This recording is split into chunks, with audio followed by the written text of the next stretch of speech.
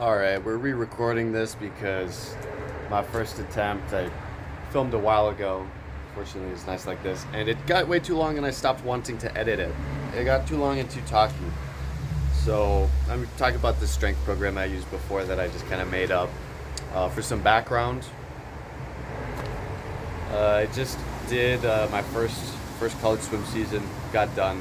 So, about five and a half ish months of swimming. I wanted to increase my 1 rep maxes, and so that's what I did. I threw together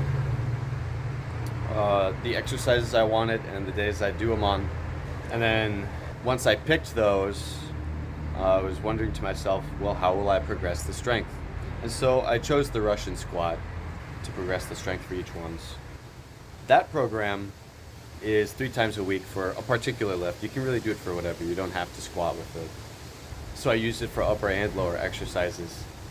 But a big change I made was that instead of having 3 upper and 3 lower sessions a week, so that'd be 6, which is way too much for what this is. That'd be like full-time athlete stuff. That'd be awful. Instead, I made it 4 days a week. Well, I did lower upper rest, lower upper rest, nice weekend off. But the days of the week don't specifically matter. And yeah, here's the original. I'll just put it up in post so you can see it. Well, I'll just start going through it. Lower exercises. Yeah. For the legs, I focused on pause squats, deadlifts, and I decided to try something new, which was pause Zercher squats. So, Zerchers, not the Zercher lift from the floor, but unrack it, squat, re-rack it, and some lower accessories that were conducive to it as well. The work that the accessories did for lower was essentially give me a bit more work to do. Not super strength, just it kind of just added more volume while making the legs more well-rounded, I suppose. Although none of this was particularly athletic stuff, it was just lifting weights. The experience for doing this, compared to training 6 times a week, doing 4 and it's only once a day, very nice. Pretty easy going. It's hard when it's hard, and then it's easy when it's easy, if that makes sense. If you're not used to lifting relative to a 1 rep max and then doing 80% specifically, it could start out difficult. I had experience with this before because the first time I used the Russian squat, it specifically was for squatting. And I brought my squat from 245 to 280. That was when I was a junior, but that was in high school. And so then I was like okay-ish at lifting, getting into college. That was ultimately the inspiration for why I decided to try this program again, but like bigger and better, and just make it what I want in a way that actually works. Leg days, the order was pause back squat, because those are hard. Then I did deadlifts, and then the pause Zercher squats, like the barbell rows, they're a main lift, but they acted kind of like an accessory. Hello, fly. They weren't super heavy. I just did like a 3 rep max to see, okay, what is this? And then my 80% working sets with it were just, I think they were 165. Yeah, 165. They acted as an accessory for the core, basically. Really good core stiffness. And Zerchers will really do that in a way similar to front squats, but you're actually more bent over, so you're not super upright. They're different. They're good at their own different things, but stronger core while you're more angled. Zerchers, if you need to be totally upright, then front squats. But that's what the Zerchers did. Squat deadlift is what it is. Accessories, Bulgarian split squat, dumbbell RDLs, ATG split squats. I'd only do 2 accessories, and this is the same for upper body as well. I do 2 accessories, and they would rotate around. So for example, let's say I start with the Bulgarians and RDLs. I rotate out the Bulgarian split squats after week 1, and then I have the RDLs with the ATG split squats instead. So then after this week, I will have had the dumbbell RDLs for 2 weeks, so then I rotate them out back to the Bulgarians, and then that's going into the second week of the ATG split squats. So it's like a nice balance of how to have multiple accessories, but the main lifts never change during this. So for the upper exercises, I focused overhead press, rows, and then pull-ups. For these, I'll be more specific. For the overhead press and pull-ups, I used Russian squat to progress them. But for the barbell rows, I just started at something like 4x10, and then 4x8, and then eventually sets of 6, and then 4. And so as a main exercise, it was kind of in the image of an accessory, but it's full-on rows that I was like relatively strict with, and not pendlay rows from the floor, just floating. And the accessories for the upper exercise selection, you'll see, oh, that's pretty good, but you'll get good at those,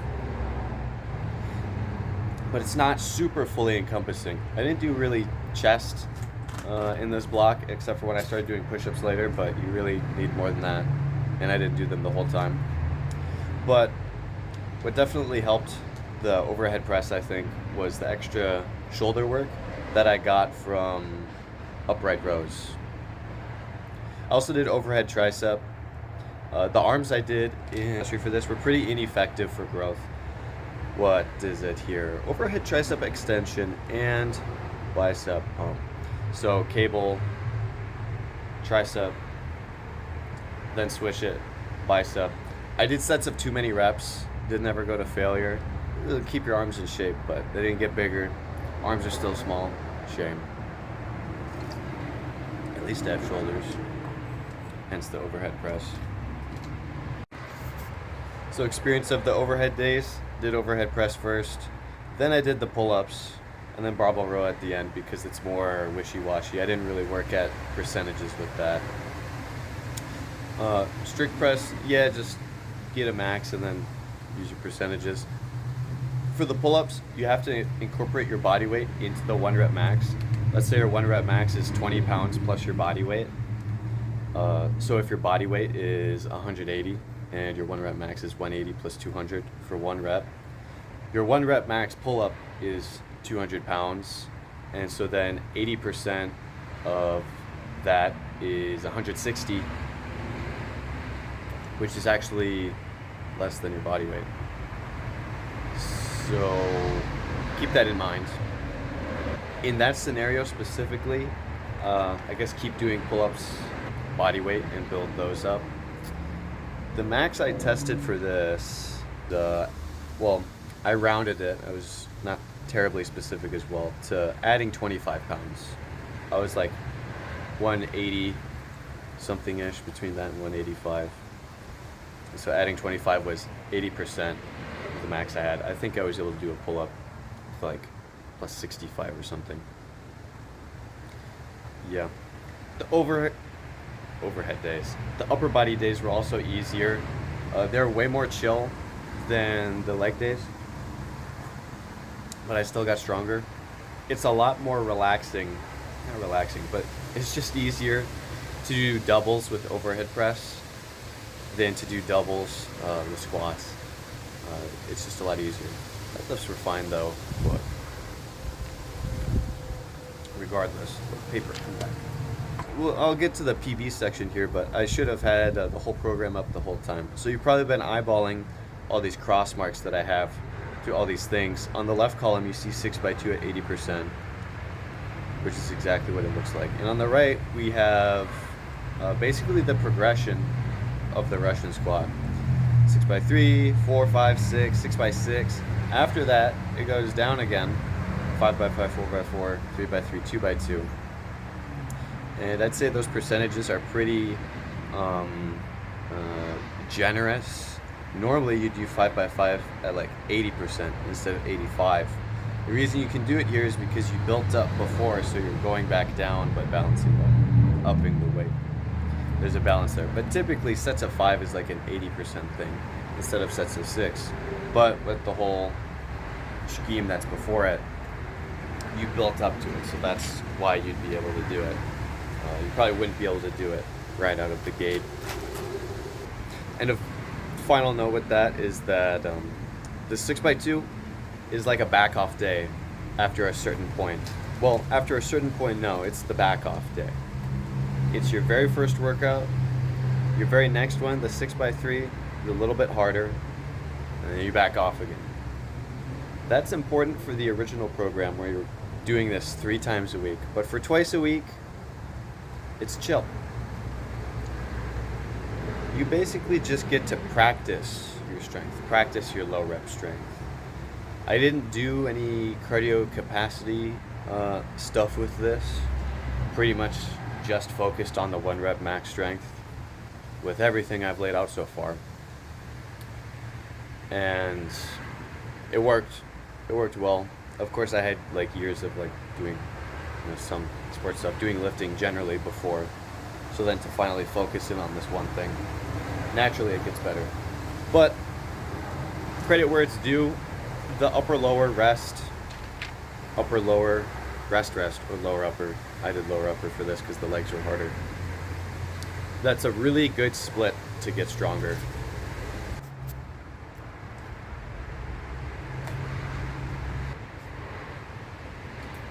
So, the experience, we just did that.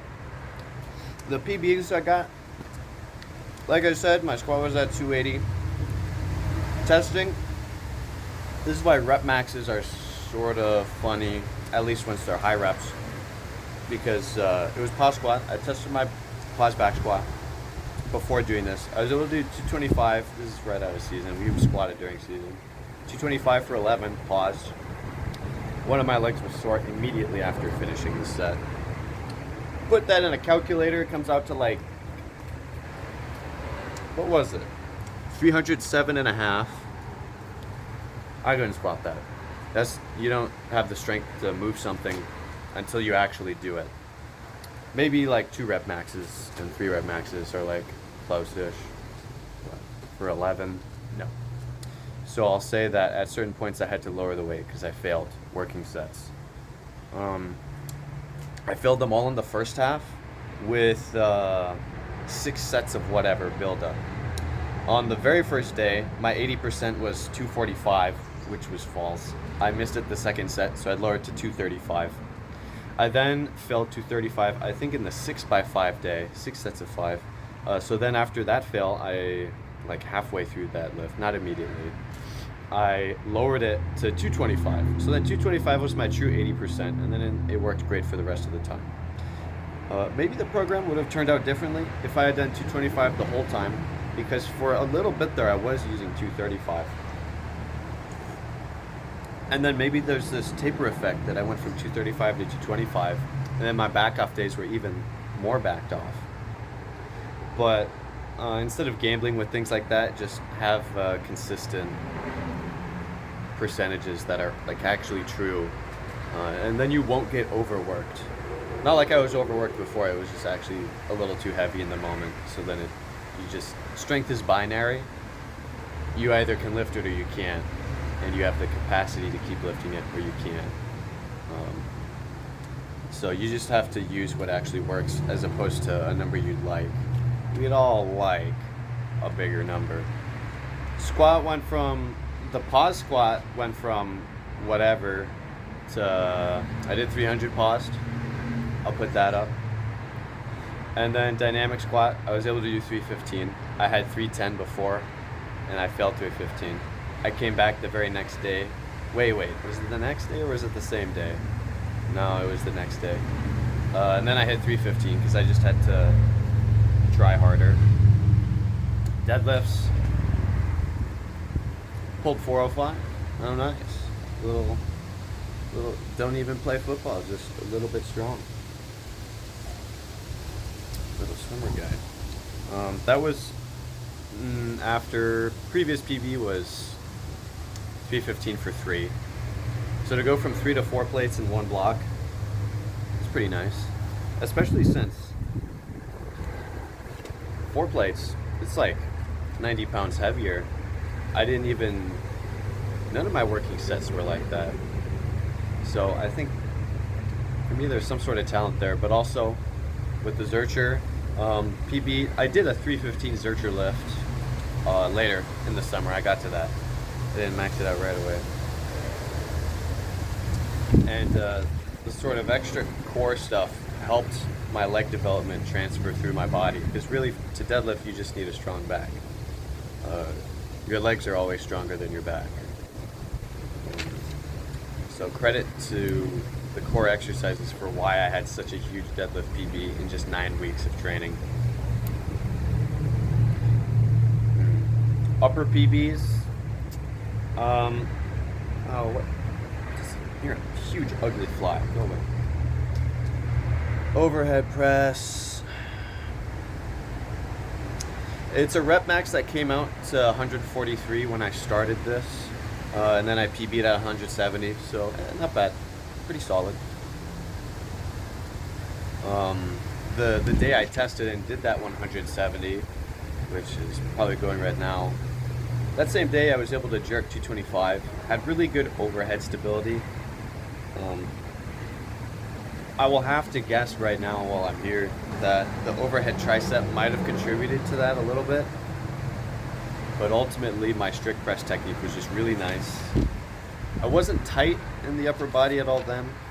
I am a little bit now, but I've been practicing strict press again with the empty bar, and it's kind of coming back. If you want to get better at overhead press, you need your chest to not be tight. Because when you're overhead, the chest muscle still leads into the shoulder. If it's tight, it'll stop you from actually getting that full behind the head extension. I was taught well by my first coach of how to do barbell lifts. My squats were weird, but I figured them out. Just parallel is boring and lame. I digress. Barbell row. I guess I did 205 for 4 at some point. I don't know. It was towards the end then. Didn't really care. Pull-ups. So I went from like body weight plus 65-ish to body weight plus 90. So 2-plate pull-up. Nice. Had 185. That's a good pull-up. I made an Instagram post about this. These Bloq results. And I didn't post this pull-up video because frankly it's fucking ugly. It doesn't look good. Kick my feet, it's too close. Oh well, shame. I was probably moving my legs like that the whole time, but I wasn't recording so I couldn't really tell. Yeah, the upright rows, good posture. They make your shoulder blades basically stay externally rotated instead of shrugging down in. If you try to do upright rows while you're shrugged down in, you're probably just going to jam the front of your shoulder, and that feels not so good. So you really want to feel it in the sort of lower part of the middle of your back. So like the very opposite of wherever here is, how your scapulas draw in there. And those probably also helped with stiffness in the trunk for my squat deadlift. They weren't that heavy, so but they would help with the overhead press as well, though, the upright rows, because it got more volume for the shoulders. For these smaller muscles relatively, you just need to give them work. So I wouldn't really super recommend just starting with doubles for strict press. For me, it worked then because I had good technique, and it was an honest 80%. My 80% for it was, 115. If you do this, and you do it with overhead press, you need to really be honest with the weight you're using, because if it's just a bit too much, if the technique is bad, the strength that you'll gain, it just won't be right. It just won't be quite right. You need to execute the movement correctly, and you need to have the weight not hold that back. If the weight's holding that back, you'll wish it hadn't been. I say that because I did this whole block again 2 years later in another spring. I think I was generally a bit stronger, but I didn't really test maxes because I only tested my Olympic lifts after it. Made a post about that too. They did PB when all I did was this exact same program, sort of. And I didn't train the Olympic lifts at all, but my snatch gained 20 pounds, so it's nice. It needs to put more work into that because really it could be better still.